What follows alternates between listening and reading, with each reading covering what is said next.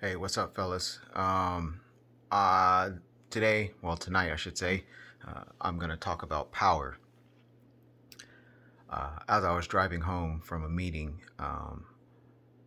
God put it on my heart uh, to talk about this subject. And one of the things that we don't realize, most men don't realize, is that God gives us so much power. I don't mean power as in control, but power as in influence, as in directing people, influencing people.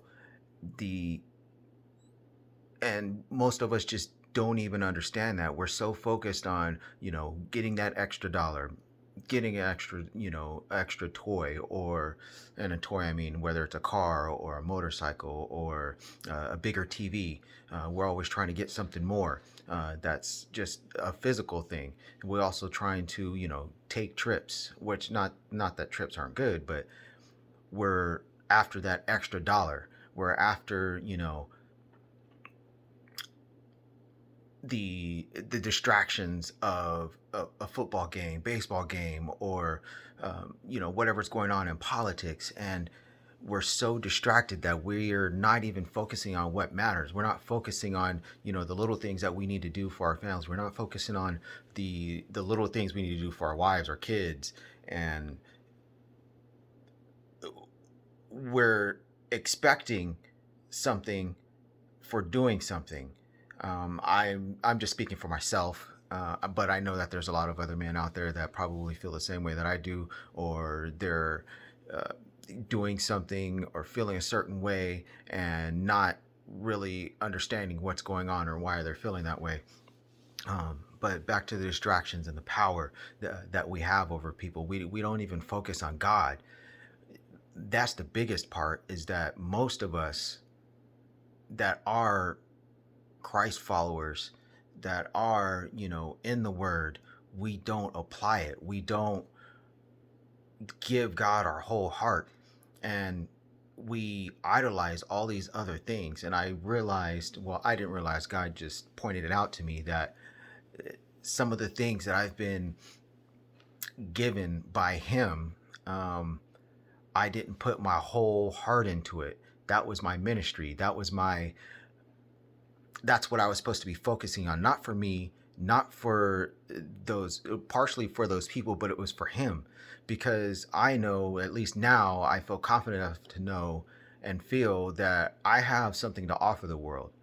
And I've always felt that way, but just was too scared to put it out there, or to, and that has to do with the enemy, to, play on my insecurities, which is also another thing. The insecurities that we have as men, it's just, I'm not going to say it's a joke, but I feel that it's just one of those things that, we latch onto and that we just fall back on.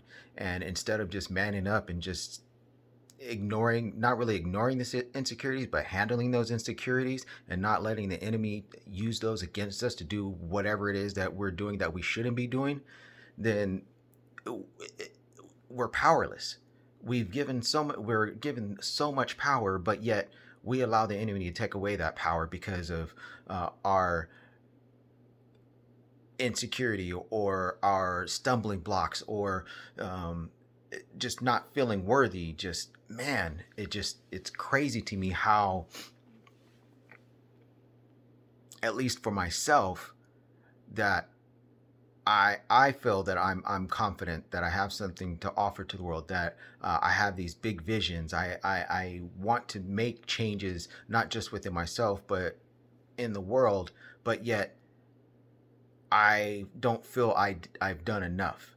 And instead of making a positive impact on the world, I've made it a negative impact on the world. And I've been given so much power to be able to make a positive impact, that I screwed it up. I turned it around. I let the enemy just take all that away. Well, that's not happening anymore.